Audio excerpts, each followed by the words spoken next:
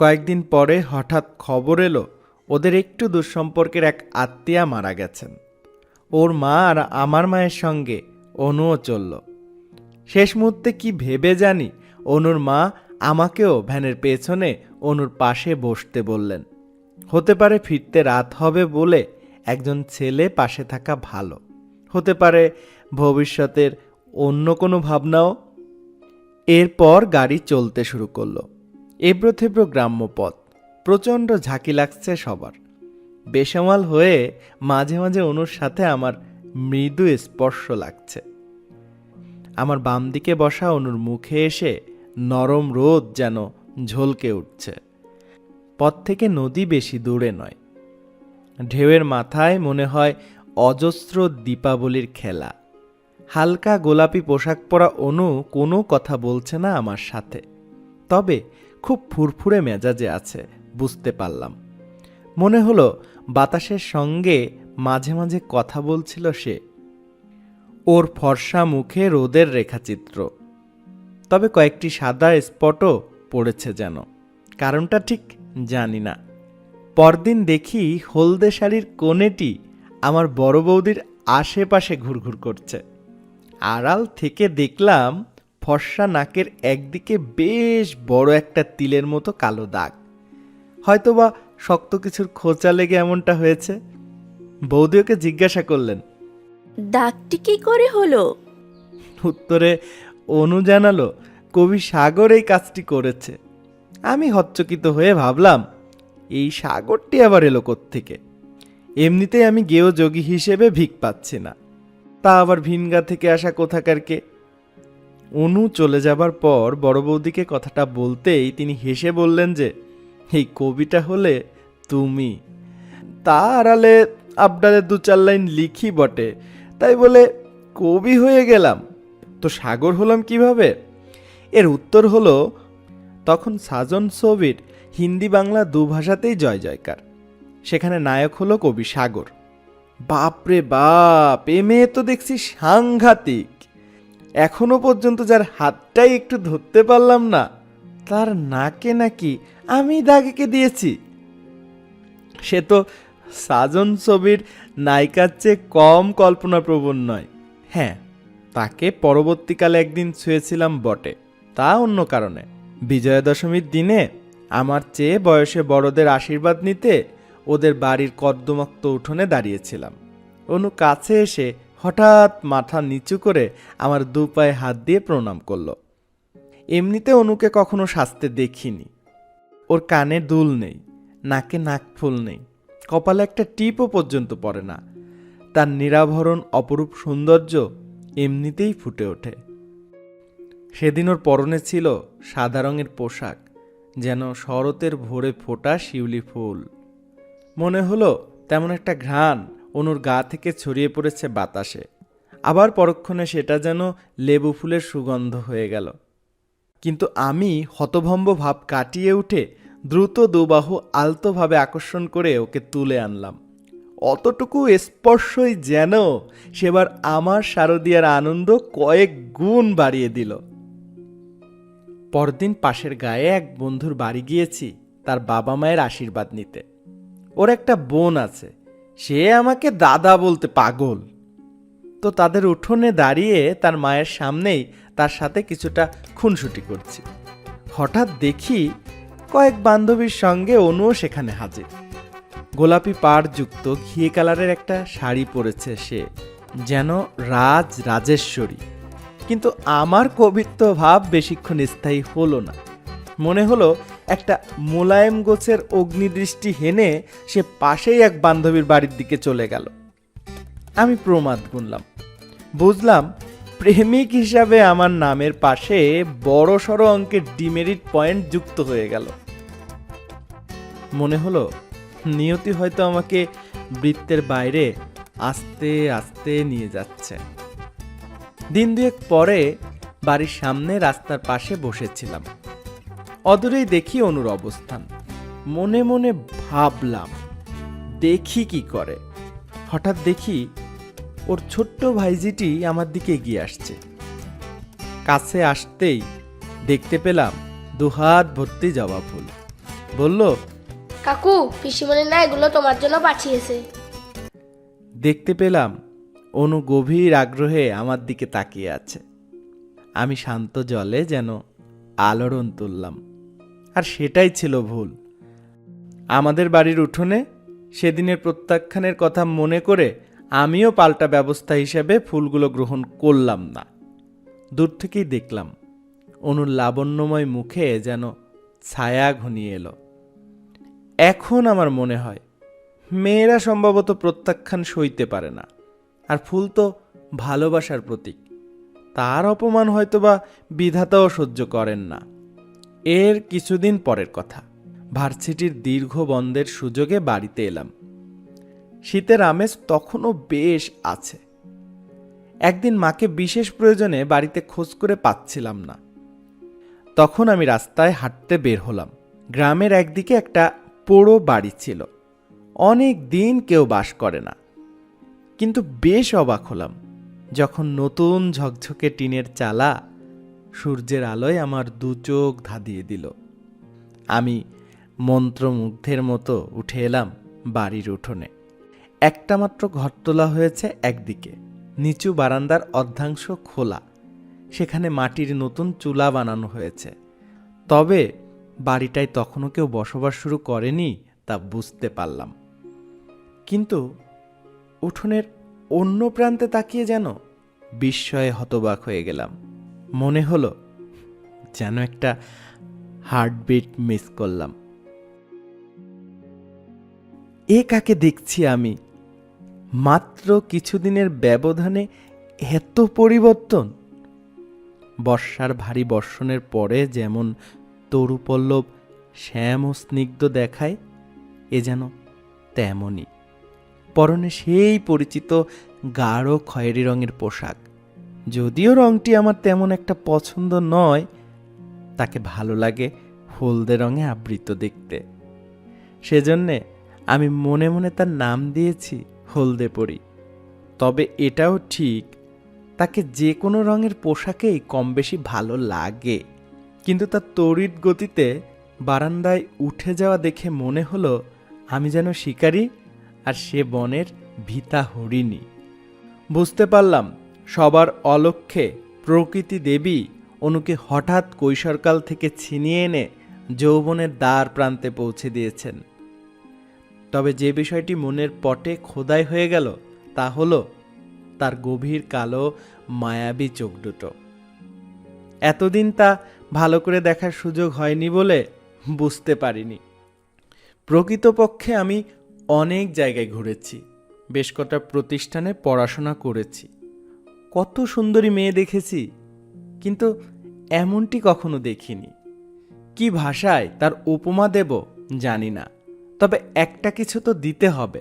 সেজন্য বলতে পারি তার চোখ দুটো যেন স্বপ্নময় বিষণ্ণ সুন্দর। এমন চোখ দেখে মহাকবি কালিদাসও হয়তো আরেকটি মেঘদূত লেখার অনুপ্রেরণা পেতেন। বুকের ভেতরে যেন সেতারের টুংটাং শব্দ বেজে উঠল। মনের দিগন্তে অনাগত বসন্তের মাতাল হাওয়ার দাপাদাপি। ভালোবাসার কোকিলটা যেন ডেকে উঠল মনের বাগানে। বোধ করি কয়েক মুহূর্তের জন্য মাধ্যাকর্ষণ শক্তি থেকে বিচ্ছিন্ন হয়ে গেলাম আমি। মনে হলো তাকে ছাড়া জীবনটাই বৃথা। তবে সৃষ্টিকর্তা হয়তো তখন অলক্ষ্যেই হেসেছিলেন। হঠাৎ দেখি কথা বলতে বলতে কোত্থেকে যেন ওর মা আর আমার মা দুজনেই বাড়িটার উপর উঠে আসলেন। পেছনে ওই বাড়ির রাঙা কাকিমা। উঠোনে এসেই তারা দু আসামিকে পেলেন দু জায়গায়। তবে প্রকৃতি মানুষকে মনে হয় উদার করে দেয়, সেজন্য তারা হাসাহাসি মুখেই কথা বলতে লাগলেন। কিন্তু বেশিক্ষণ থাকলেন না কেউই। যাওয়ার পূর্বে অনুকে তার মা বললেন, অপু কাঁচা মটরশুঁটির ভাজা খেতে খুব পছন্দ করে। অনু, ওগুলোর খোসা ছাড়িয়ে ফেল। চুলোর ধারে জ্বালানির কাঠ আছে, কোনো অসুবিধা হবে না। যতটা খেতে চায় ততটাই ভেজে দিবি। তারপর দুজনে ধীরে সুস্থে বাড়ি ফিরবি, বুঝলি? এ কথা বলে তারা সবাই অনুদের বাড়ির দিকে চলে গেলেন। এতক্ষণে দেখলাম উঠোনের মাঝখানে ক্ষেত থেকে কেটে আনা মটর কলাইয়ের স্তূপ। বুঝতে পারলাম ফাঁকা বাড়ি বলে এখান থেকে অনুদের মাঠের ফসল ঝেড়ে বেছে নেওয়া হবে। অনু হয়তো ততক্ষণ সে কাজটি করছিল। আমাকে অভাবিতভাবে উপস্থিত হতে দেখে কাজে বিরতি নিয়েছে। আমি এরপর অনুর দিকে বিজয় গর্বে তাকালাম। দেখার মতো দৃশ্যই বটে। মনে হলো এক বুনো হরিণী ফাঁদে আটকা পড়েছে। মনে মনে বললাম, এবার পালাবে কোথায়? তার মা যেন অদৃশ্য রজ্জু দিয়ে তাকে বেঁধে রেখে গেছেন। সেই সাথে হয়তো এ কথাও বুঝিয়ে দিয়ে গেছেন যে তার কন্যারত্নটিকে যেন আমি দেখে রাখি, যাতে সে পালিয়ে না যায়। মনে হলো পৃথিবীর সবচেয়ে দামি সম্পদকে আগলে রাখছি আমি। হয়তো সেই মুহূর্তে পৃথিবীতে আমার চেয়ে সুখী কেউ ছিল না। উঠোনে একটা জলচৌকি রাখা ছিল, সেটার উপরে বসলাম। ঘরটা ছিল উত্তর দিকে, আর আমি বসলাম পশ্চিম দিকে মুখ করে, যাতে ডানে তাকালে বুনো হরিণী আর বামে তাকালে খোলা দিগন্ত চোখে পড়ে। তার ডান দিকে তাকিয়ে দেখলাম অনু চুলোর ধারে বসে নতমুখে মটরশুঁটি নিয়ে লড়াই করছে। হঠাৎ মনে হলো, বেচারি আমার জন্য এতটা কষ্টের মুখোমুখি হয়েছে, তাহলে আমারও তো একটু সাহায্য করা উচিত। এটা ভেবে হঠাৎ মাথা নিচু করে বারান্দায় উঠে এলাম। ভেবে দেখলাম এটুকু সাহস হয়তো দেখানো যায়। কিন্তু এ কি? ঝলমলে রূপসী তরুণীটি যেন লজ্জাবতী লতার মতো সংকুচিত হয়ে পড়ল, আর আমি রীতিমতো ভ্যাবাচাকা খেয়ে তাৎক্ষণিক পিছিয়ে এলাম। বোকার মতো বসে পড়লাম পূর্বের আসনে। বুঝলাম নির্জন বাড়িতে অনুর খুব কাছে গিয়ে বসার মতো অধিকার তখনও জন্মেনি। এরপর বাম দিকে দৃষ্টি ফেরালাম। আমি যেখানে বসে আছি তার কিছুটা দূরে গিয়েই বাড়ির ঢালুতে ফসলের জমি শুরু। মটর কলাই আর হলুদ সর্ষে যেন জড়াজড়ি করে আছে। এখানে ওখানে কয়েকটি তালগাছ দাঁড়িয়ে আছে এক পায়ে। সেগুলোর সুদীর্ঘ ছায়া মটর বনকে যেন রহস্যময় করে তুলেছে। আরও কিছুটা দূরে গিয়ে জলাভূমির নিচু জমি। বর্ষাকালে স্বচ্ছ জল থই থই করে, তবে সেখানে তখন হলুদ শস্যের রাজত্ব। মৃদু বাতাসে দোল খাচ্ছে মাঝে মাঝে। তারপর বিস্তীর্ণ মাঠ, শুধু হলুদ আর হলুদ। সবুজ মটর বন যেন হারিয়ে গেছে হলুদ অরণ্যে। আমার দৃষ্টি সূর্য অবদাপার পেরিয়ে চলে গেল আরও দূরে, যেখানে স্রোতস্বিনীর ধারা বয়ে চলেছে সাগরের দিকে। মাঝখানে চরের সাদা সাদা কাশফুল যেন আমাকে নীরবে আহ্বান জানাচ্ছে। মাথার ওপর সুনীল আকাশ, কয়েকখণ্ড জলহারা সাদা মেঘ ভেসে আছে সেখানে। তার আশেপাশে উড়াউড়ি করছে কয়েকটি চিল, আর নিচে মাটির ধরণীতে এক ফুলের মতো মেয়ের দৃষ্টিসীমার নিকটতম স্থানে অবস্থান করছি আমি। উত্তর দিক থেকে হালকা হাওয়া বইছে। সময়টা প্রায় দুপুর বলে ঠান্ডা বা গরম কোনোটিরই আধিক্য নেই। মনটা আসলেই খুব ভালো হয়ে গেল। আর চোখে তাকিয়ে বুঝতে পারছি অনুর মটরশুঁটি ভাজার পর্ব শেষ, কারণ সে হাত গুটিয়ে মুখ নিচু করে বসে আছে। ভাবলাম দেখাই যাক না কি করে সে। সময় গড়িয়ে যাচ্ছে, কিন্তু চিত্রটা রয়ে গেল একই রকম। ফুলের মতো এমন এক রাজকুমারীকে আর বিব্রত করাটা ঠিক হবে না বলেই মনে করলাম। সেজন্যে বারান্দার দিকে এগিয়ে যেতেই মটরশুঁটি ভরা পাত্রটি আমার হাতে তুলে দিল অনু। তবে এটুকু বুঝলাম যে সে নিজের জন্য কিছুই রাখেনি। মনে হলো দানশীলা নাটোরের রানী ভবানীর মতো উদার মনা সে। কিন্তু অনুকে রেখে স্বার্থপরের মতো একা একা কিভাবে সেগুলো খাই? এক মুঠো মটরশুঁটি চিবোলাম বটে, কিন্তু গলা দিয়ে নামতে চাইল না। শেষে যাওয়ার জন্য উঠে দাঁড়ালাম। বুঝতে পেরে অনুও নেমে এলো বারান্দা থেকে। দেখতে পেলাম দীর্ঘক্ষণ চুলার পাশে থাকায় আগুনের আঁচে তার সুন্দর মুখটা লালচে আর ঘর্মাক্ত হয়ে উঠেছে। নির্জন বাড়িতে এক পরমা সুন্দরী তরুণীর পাশে আছি আমি। তখনও যেন তার দায়িত্ব সাময়িকভাবে আমার উপর ন্যস্ত। এমনিতে অনু তার চুল বেঁধে রাখে, কিন্তু সেদিন ছিল এর ব্যতিক্রম। মনে হয় সময় পায়নি সে।